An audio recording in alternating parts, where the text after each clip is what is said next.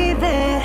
Look who we are the dreamers, we make it happen.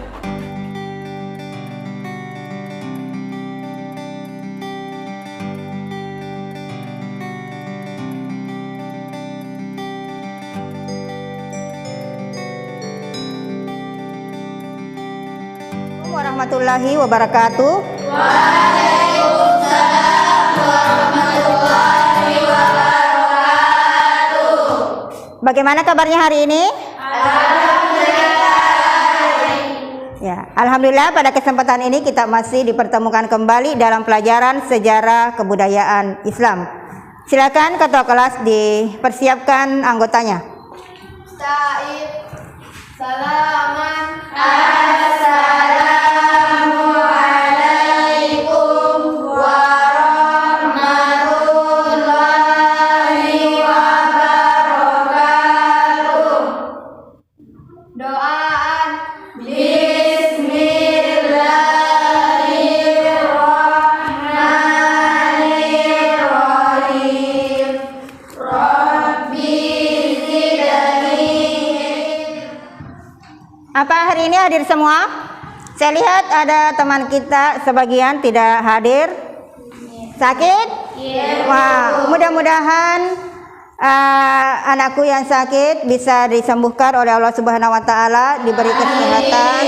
Ya, dan alhamdulillah yang duduk di depanku pada saat ini alhamdulillah masih sempat menghadiri atau mengikuti beberapa mata pelajaran yang kita lakukan di sekolah. Ya, terima kasih. Saya absen dulu ya. Audi Akila, Hadir Bu. Aulia, Hadir Bu. Durratul Hikmah, Hadir Bu. Gina. Terima kasih. Jadi pada kesempatan ini kita akan melanjutkan materi sejarah kebudayaan Islam.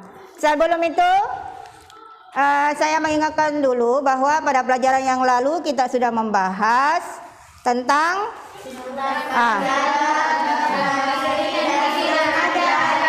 ya, jadi pada pelajaran yang lalu kita sudah membahas tentang Sunan Kalijaga, Sunan Giri, dan Sunan Jaga. Dan untuk kali ini kita akan membahas, yang akan kita bahas yaitu Sunan Muria, Sunan Kudus, dan Sunan Gunung Jati. Ya, sebelumnya bahwa setelah Anda mempelajari pelajaran yang akan saya bawakan nanti, bahwa anakku sekalian ada beberapa poin yang akan kita capai.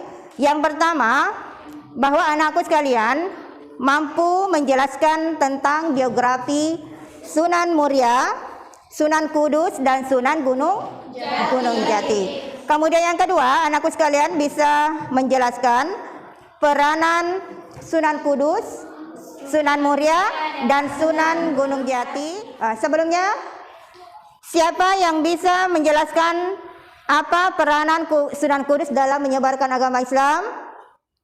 Ya, sebelumnya, ya, bahwa untuk pelajaran kita kali ini, bahwa anakku sekalian mudah-mudahan bisa diharapkan anakku sekalian lebih mendekatkan diri kepada Allah Subhanahu wa taala, yaitu meningkatkan iman dan takwa kita kepada Allah, meningkatkan peribadatan kita, rajin mengaji, rajin sholat, ya, karena kita meneladani dari para penyebar agama Islam terdahulu. Ya. Kemudian, ya, kita masuk pada materi. Yang kita bahas adalah Sunan Kudus, Sunan dan Sunan. Ya, oke.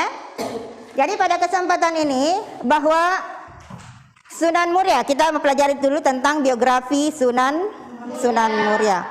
Sunan Muria adalah putra daripada Sunan Kalijaga. Ya. Kemudian termasuk keponakan daripada Sunan Giri. Nama aslinya adalah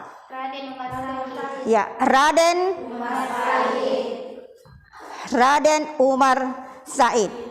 Kemudian Sunan Muria mengadopsi cara pembelajaran itu dari ayahnya langsung. Beliau mengadopsi cara mengajar atau cara menyebarkan agama Islam dari ayahnya. Ya, siapa nama ayahnya? Sunan Kalijaga. Ya, Sunan Kalijaga. Berarti lewat jalur kesenian. Kemudian beliau terkenal, Sunan Muria terkenal dengan lagunya, dengan tembangnya yaitu Sinom dan Kinanti. Ya, coba ini sering naik di soal. Nanti pada soal akhir kelas 12 itu biasa sering dinaikkan itu setiap tahun kayaknya. Kemudian ya, selanjutnya Sunan Kudus. Sunan Kudus atau biasa disebut dengan Raden Ja'far Shadiq. Sebenarnya Raden Ja'far Shadiq ini berasal dari Al-Quds atau Palestina. Karena beliau adalah cucu daripada Sunan Ampel, kemudian beliau tinggal dengan ibunya di Palestina. Selanjutnya peranan Sunan Muria. Siapa yang bisa memberikan penjelasan apa peranan Sunan Muria? Peranan Sunan Muria dalam menyebarkan agama Islam. Umumnya mereka menyebarkan agama Islam lewat jalur kesenian. Ya, tadi sudah disebutkan bahwa Sunan Muria menciptakan tembang, yaitu tembang Sinom dan tembang Kinanti. Selanjutnya saya berikan tugas, silakan ditulis.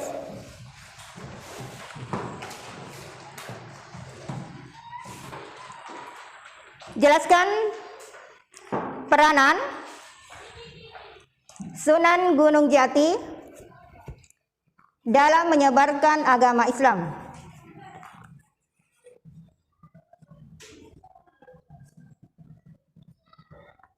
Jelaskan peranan Sunan Gunung Jati dalam menyebarkan agama Islam. Ya, silakan dijawab.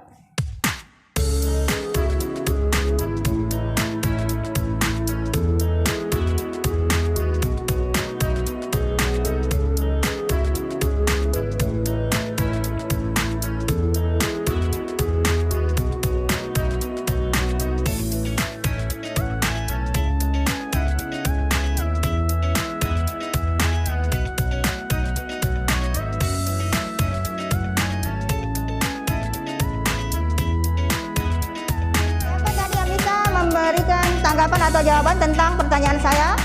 Tadi saya berikan tugas, apa peranan Sunan Gunung Jati dalam menyebarkan agama Islam? Siapa yang bisa? Katakan.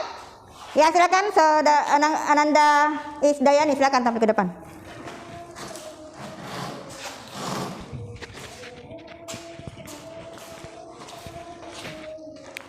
Bismillahirrahmanirrahim. Assalamualaikum warahmatullahi wabarakatuh. Waalaikumsalam warahmatullahi wabarakatuh. Terima kasih atas kesempatan yang diberikan. Jadi jawaban saya yaitu peranan Sunan Gunung Jati yaitu membangun hubungan baik dengan Kesultanan Demak dan menghabiskan sebagian waktunya melakukan jihad dalam rangka melawan dan mengusir Portugis dalam bumi di Indonesia. Sekian.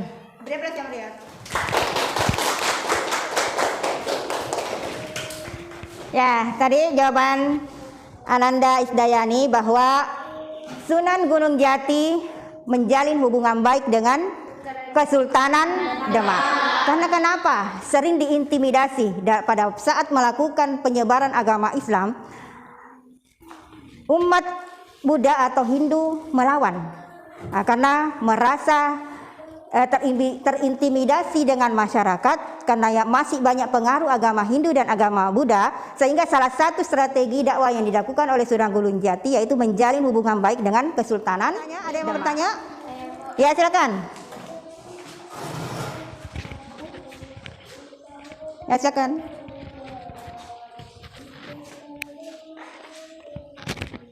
Bismillahirrahmanirrahim. Assalamualaikum warahmatullahi wabarakatuh. Waalaikumsalam warahmatullahi wabarakatuh. Terima kasih atas kesempatannya. Pertanyaan saya yaitu, jelaskan strategi dakwah Sunan Kudus. Sekian. Ya. Jadi pertanyaannya yaitu, jelaskan strategi dakwah Sunan Kudus. Ada yang bisa katakan? Ya, silakan.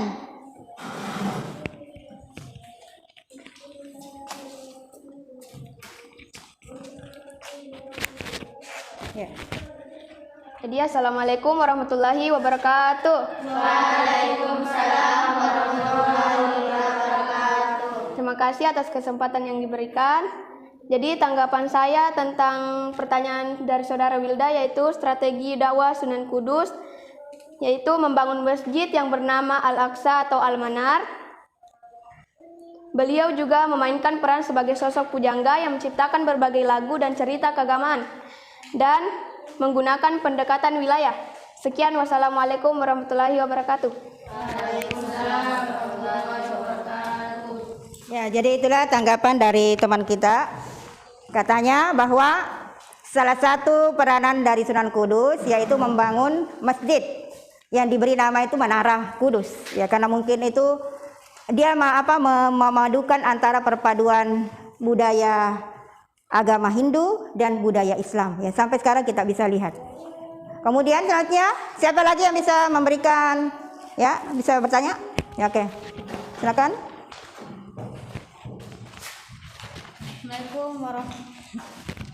Assalamualaikum warahmatullahi wabarakatuh.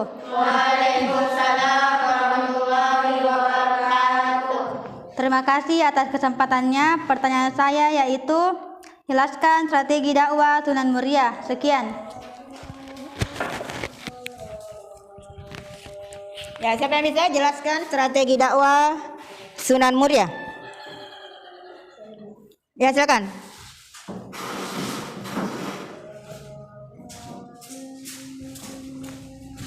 Strategi dakwah Sunan Muria. Bismillahirrahmanirrahim. Assalamualaikum warahmatullahi wabarakatuh. Waalaikumsalam warahmatullahi wabarakatuh. Terima kasih atas kesempatannya. Saya akan menjawab pertanyaan dari Saudari Putri Melati. Strategi dakwah Sunan Muria yaitu dengan mencari daerah-daerah pedalaman dan desa-desa terpencil seperti di Gunung Muria.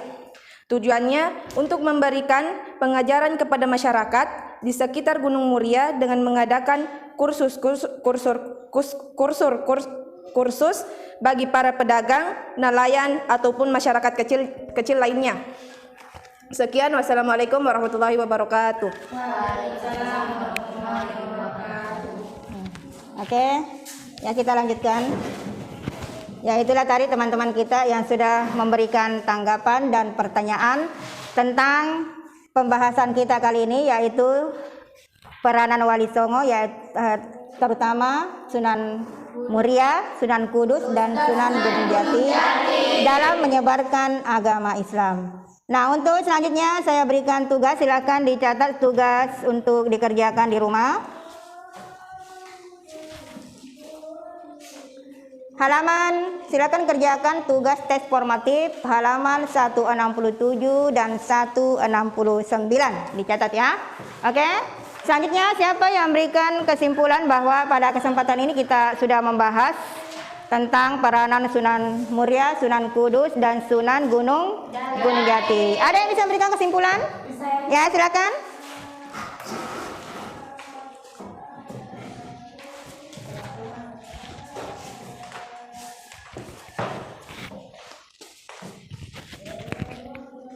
Bismillahirrahmanirrahim. Assalamualaikum warahmatullahi wabarakatuh.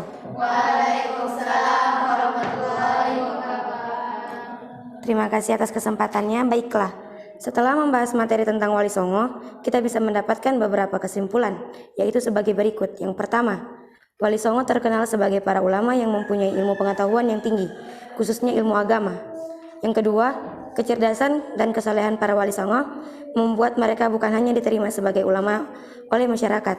Dan terakhir yaitu, ketiga, pendekatan dakwah melalui kesenian merupakan terobosan luar biasa para wali dalam berdakwah. Sekian, wassalamualaikum warahmatullahi wabarakatuh.